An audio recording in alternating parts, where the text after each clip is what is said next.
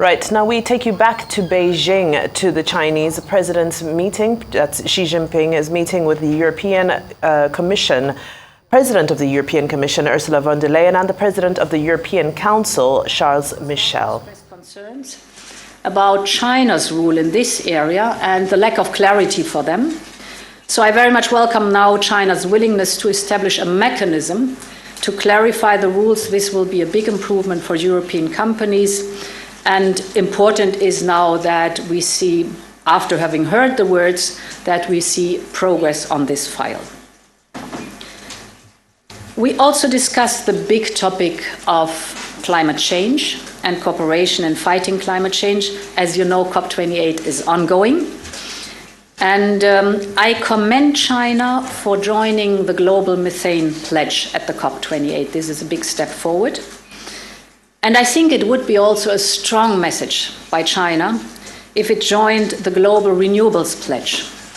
As you know, we have proposed to triple global renewable energy by 2030 and to double energy efficiency also by 2030. So I encourage China to join us in this ambition. It's a big success, this pledge, because already in the first week of COP28, 125 countries have joined this global pledge for renewable energy. China is outstanding in deploying renewable energy. It's probably the region where most renewables come online currently, so this is a big success. But on the other hand, and we discussed that open and frankly, we are very worried about the increased deployment of coal power plants in China. We know that one of the most difficult issues in fighting climate change that we face right now is the phase out of fossil fuels. This is the discussion that is ongoing at COP28 in Dubai right now. And of course, we want China to take a very strong position on the question of phasing out unabated fossil fuels by mid-century. Finally, we also discussed the big topic of carbon markets. Actually, the European Union and China have together the biggest emission trading system worldwide. And we have a long-standing cooperation in this area.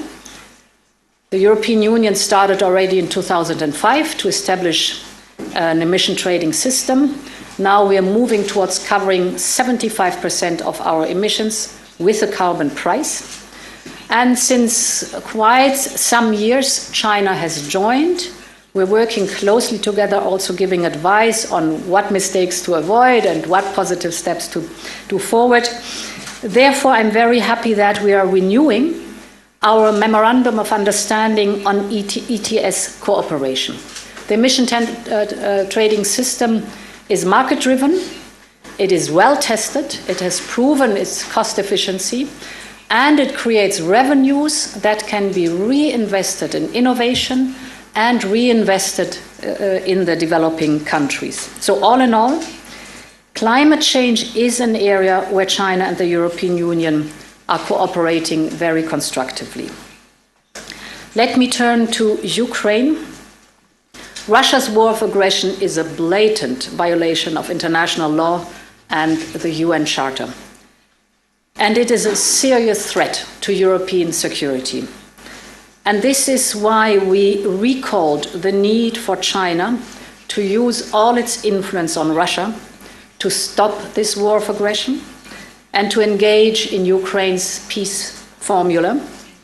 We also reiterated to refrain from supplying lethal equipment to Russia and to prevent any attempts by Russia to undermine the impact of sanctions.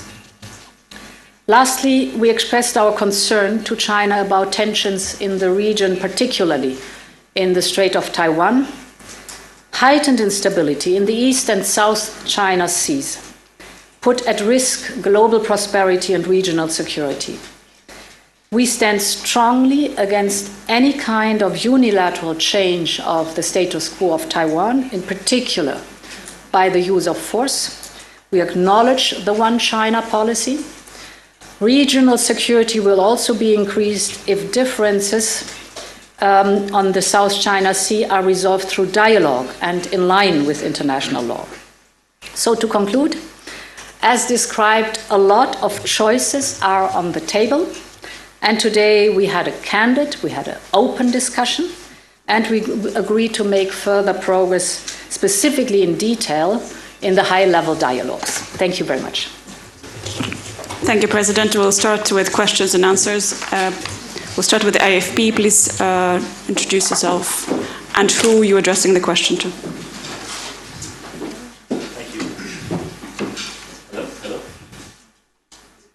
That was the President of the European Commission, that's Ursula von der Leyen, and she stated that China and the European Commission will be renewing their cooperation in market-driven and well-tested, that's the ETS cooperation, I should say, which is market-driven and well-tested and creates revenues that can be reinvested in developing countries. They also reiterated their commitment to refrain from supplying lethal equipment to Russia regarding what's happening with the Ukraine war.